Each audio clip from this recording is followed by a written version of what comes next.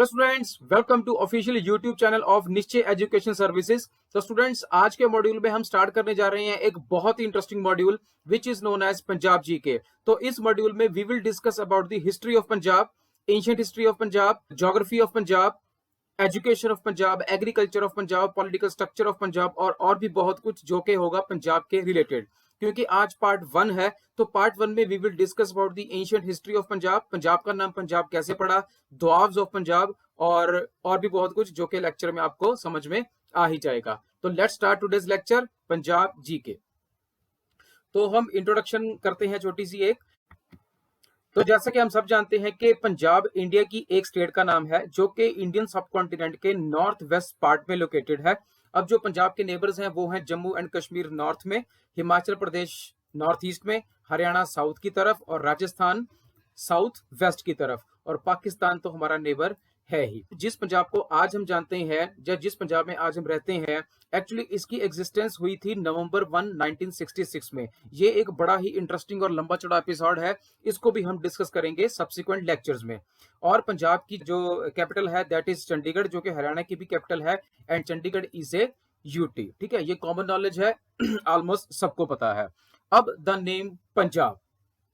तो एंशियंट जो earliest evidence हमें जो पंजाब का मिलता है या पंजाब का जो मेंशन मिलता है पुराने किसी ग्रंथ में, पुराने किसी टेक्स्ट में या पुराने किसी हिस्टोरिकल डॉक्यूमेंट में, तो हमें यह पता चलता है कि आर्यंस के टाइम पे जो ऋग्वेद लिखा गया था, तो ऋग्वेद में एक टर्म नजर आती है दैट इज सप्त सिंधु।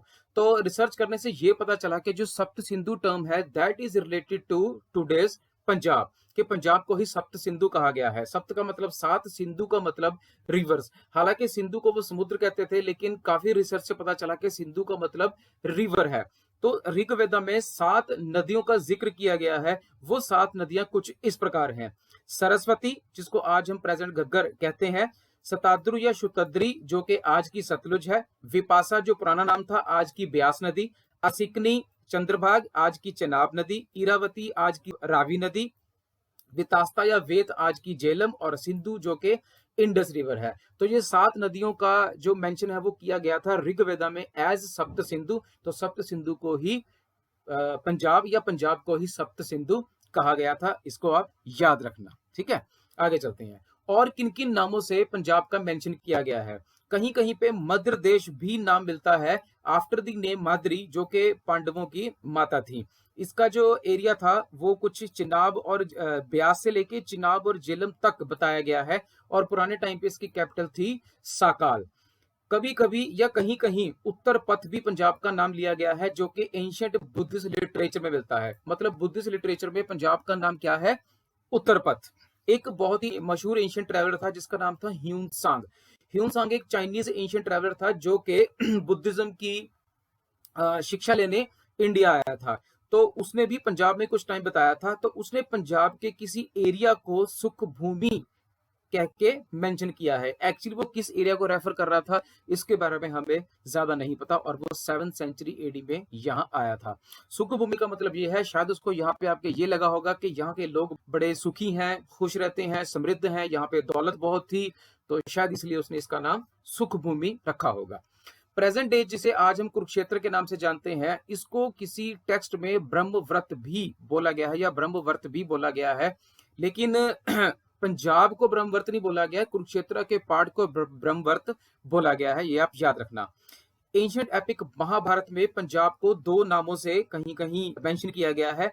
एक तो नाम है पंचनद और दूसरा नाम है त्रिगर्ता। तो त्रिगर्ता और पंचनद के नाम से ही पंजाब को महाभारत में मेंशन किया गया है। ठीक है, समझ में आया? तो इन नामों से, जैसे कहीं कहीं मध्य देश, कहीं कहीं उत्तर पथ, कहीं सुख भूमि, कहीं पंचनद, कहीं त्रिगर्ता और कहीं और कुछ ऐसे सप्त सिंधु, ऐसे नामों से भी पंजाब को बार बार मेंशन किया जाता है पुराने एंशिएंट टेक्स्ट में। अब सबसे बड़ी बात कि पंजाब का नाम पंजाब कैसे पड़ा। देखो स्टूडेंट्स, हमें पता है कि इंडस वैली सिविलाइजेशन के डिक्लाइन के बाद यहाँ पे कुछ लोग सेंट्रल एशिया से मतलब इंडिया आए थे और यहाँ पे आके वो बस गए थे। उनका नाम था आर्यंस। आर्यंस ने इस पंजाब की धरती को नाम दिया सप्त सिंधु। आर्यंस के बाद कुछ पर्शियंस का भी हमला इंडिया पे होता है और वो सप्त सिंधु को नाम देते हैं हफ्त हिंदू। अब ये थ्योरी वैसे तो काफी जगह लिखी हुई है, कुछ ऑथर्स इस थ्योरी को बार बार प्रोपेगेट भी करते हैं, लेकिन इस थ्योरी में हल्का से डिस्प्यूट है। पॉइंट ये है कि ऑथर्स कुछ ये कहते हैं कि जो पर्शियंस थे उनको सप्त सिंधु बोलना नहीं आता था, क्योंकि वो स को ह बोलते थे, तो उन्होंने सप्त सिंधु को बोला हफ्त हिंदू, जिससे हिंदू वर्ड आया। लेकिन इस पे डिस्प्यूट ये है कि अगर जैसे पर्शियन लोग थे वो फारसी बोलते थे, तो क्या फारसी लैंग्वेज में क्या स शब्द नहीं है, तो वो फारसी कैसे बोलते थे? पॉइंट ये है। चलो जैसा भी हो, अब पढ़ने को तो हमें यही मिलता है कि सप्त सिंधु को वो कहते थे हफ्त हिंदू, ठीक है, इसलिए हिंदू नाम पड़ा। उसके बाद धीरे धीरे ग्रेजुअली सरस्वती ड्राइड। ये तो हमें पता है कि जो सरस्वती नदी थी वो काफी सारे कारणों की वजह से सूख गई थी, और जो उनकी आर्यंस की आने वाली जनरेशंस थी वो धीरे धीरे नदियों से कटती चली जा रही थी और आगे बढ़ती जा रही थी। जो उनकी काफी सारे आगे आने वाली जनरेशंस थी एक और नदी से काफी ज्यादा दूर आगे थी, उस नदी का नाम था इंडस। मतलब जो सब्सिक्वेंट जनरेशंस थी उनको पता ही नहीं था कि इंडस नाम भी कोई नदी है। तो इसलिए अब पंजाब में 5 नदियां रह गई थी, 2 नदियां एक सूख गई, एक को वो भूल गए, मतलब सरस्वती और इंडस एक्सक्लूड कर दी, अब रह गई थी 5 नदियां। इसलिए जो पर्शियंस थे तो इन्होंने इस पंजाब की धरती को एक नया नाम दिया, पंज-आब। पंज-आब एक फारसी वर्ड है, एक पर्शियन वर्ड है, जिसका मतलब है 5 पानियों की धरती, ठीक है। तो वहां से इसका नाम पड़ा पंजाब, और it was also known as Pentapotamia. तो कहीं कहीं इसका पेंटोपोटामिया नाम भी देखने को मिलता है, ठीक है, समझ में आ गया? Okay. Ancient rulers of Punjab. अब देखते हैं कि पंजाब पे किस किस का रूल रहा है। वैसे इस चीज को हम बहुत डिटेल में नहीं डिस्कस करेंगे, क्योंकि जब हम एंशिएंट हिस्ट्री करेंगे तब काफी सारे एपिसोड्स इसमें कवर अप अपने आप हो जाएंगे, ठीक है। तो हम ब्रीफ सी एक लिस्ट डिस्कस करते हैं। सबसे पहले Indus valley civilisation, Harappa Punjab में मिला था, ठीक है, एक तो इसका रोल हो गया। उसके बाद आए आर्यंस, तो पंजाब पे आर्यंस का रूल था। फिर पर्शियंस आए, फिर अलेक्जेंडर द ग्रेट जो कि ब्यास तक ही आ पाया था।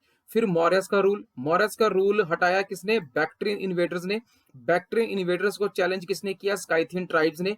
स्काइथियन ट्राइब्स के बाद आए गुप्ता किंग्स, गुप्ता किंग्स का बहुत लंबे समय तक पंजाब पे राज रहा है। फिर आए हुन्स, हुन्स के बाद आए वरदान, उसका लास्ट जो पुत्र था हर्ष, उसको पंजाब का लास्ट रूलर बोला जाता है। इसके बाद स्टार्ट हुए मुस्लिम कॉन्क्वेस्ट, जिसमें सबसे पहला नाम आता है महमूद ऑफ गजनी का। फिर काफी सारी अफगान ट्राइब्स ने पंजाब पे लगातार हमले बोले, जिसमें घुरीज, तुगलक, सुर्ज, लोधी, तैमूर और बाबर। और फिर बाबर के बाद उसके आने वाले जैसे हुमायूं, अकबर, पूरा मुगल राज के आने के बाद फिर British east India company, east India company के बाद फिर ब्रिटिश, मेन जो ब्रिटिश पार्लियामेंट है उसका रूल, और बाकी आपको पता ही है। तो ये लिस्ट है जिन जिन लोगों ने पंजाब के ऊपर कभी राज किया था, ठीक है। Concept of doabs. देखो पंजाब की हिस्ट्री में द्वाब्स को समझना बड़ा ही इंपॉर्टेंट है और बड़ा ही इंटरेस्टिंग भी है। तो द्वाब क्या चीज थी? द्वाब का मतलब था लैंड बिटवीन टू वाटर्स, 2 नदियों के बीच की धरती को बोलते हैं द्वाब्स। ये द्वाब नाम कब पड़े, ये बड़ा इंपॉर्टेंट क्वेश्चन है। ऑथर्स के मुताबिक, जो इंपॉर्टेंट ऑथर्स हैं, प्रोमिनेंट ऑथर्स हैं, उनके मुताबिक अकबर के टाइम पे जो उसका रेवेन्यू मिनिस्टर था टोडरमल, तो टोडरमल ने क्योंकि अकबर के अंडर बहुत सारी लैंड थी, अकबर का राज बहुत दूर दूर तक फैला हुआ था, तो जो रेवेन्यू था वो कलेक्ट करने के लिए कुछ जगहों के नाम रखे हुए थे। तो उन्होंने पंजाब की जो धरती थी, क्योंकि नदियां बहुत थी यहाँ पे, तो उन्होंने इसका नाम रखा था द्वाब। द्वाब का मतलब था 2 नदियों के बीच में जो जगह पड़ती है, धरती पड़ती है, लैंड पड़ती है, दैट इज नोन एज द्वाब, ठीक है। मैं आपको दिखा भी देता हूँ द्वाब कैसे होते हैं। ये देखो, अगर आप इसका मैप बनाओगे तो द्वाब आपको कुछ ऐसे दिखेंगे। सिंध सागर द्वाब, ठीक है, ये देखो, ये इंडस रिवर, ये झेलम रिवर, तो इंडस और झेलम के बीच की जगह होगी सिंध सागर। फिर जच द्वाब या जेच द्वाब, फिर रचना द्वाब, बारी द्वाब, बिष्ट द्वाब, ऐसे बहुत सारे द्वाब्स होते थे अकबर के टाइम पे, ठीक है, ऐसे उन्होंने नाम दिए हुए थे। अब जो जो एक्चुअल नेम्स हैं वो मैं आपको बताता हूँ। Sindh Sagar Doab was the area between Indus and Jhelum, ठीक है, इसको बोलते थे सिंध सागर द्वाब। जो छज द्वाब था वो था एरिया चिनाब और झेलम का एरिया, इसको धानी गेब या चिन्हट चिनाब या बेहत भी बोलते थे। रचना द्वाब जो था एरिया वो था रावी और चिनाब के बीच में, इसको धारपी बोलते थे। ब्यास द्वाब जो था वो था ब्यास और रावी के बीच में, इसको नक्की भी बोलते थे। बिष्ट द्वाब ब्यास और सतलुज का एरिया, इसको बोलते थे सिरोवल। और अंग्रेजों के टाइम पे सिस सतलुज द्वाब था, जो कि था area between Sutlej and Jamuna के एरिया। तो ये बिल्कुल एक्चुअल नेम्स हैं, एक्चुअल मैंने किसी ऑथर की बुक से लिए हैं, तो दीज आर एक्चुअल, आप इनको याद रखना। यह है ब्रिटिश इंडिया के टाइम का पंजाब का मैप। तो यहाँ पे आपको एक ये मैप नहीं दिखाता हूँ, ये है सतलुज। तो अंग्रेजों के टाइम पे जितनी पंजाब की लैंड उनके कंट्रोल में आ गई थी, तो उन्होंने भी पंजाब को एक नया नाम दिया था। एक्चुअली उन्होंने पंजाब को डिवाइड ही कर दिया था, अपनी सहूलियत के हिसाब से उन्होंने डिवाइड किया होगा। जो सतलुज के इस साइड वाली जगह थी, आप ये वाली साइड कह सकते हो, ये वाली साइड, तो इसको आप ईस्ट भी कह सकते हो। इस पूरे एरिया का उन्होंने नाम रखा सिस सतलुज स्टेट्स।